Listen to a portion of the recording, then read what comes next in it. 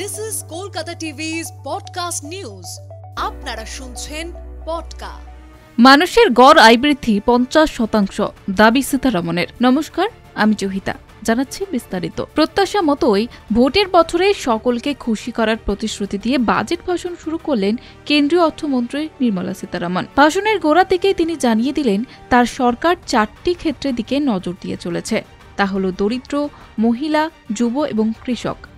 আদিবাসী ভোটের দিকে তাকিয়ে তিনি বলেন, প্রধানমন্ত্রী জনমন যোজনা আদিবাসী উন্নয়নের জন্যই, তাদের দেশের উন্নয়নের বাইরে রাখা হয়েছিল।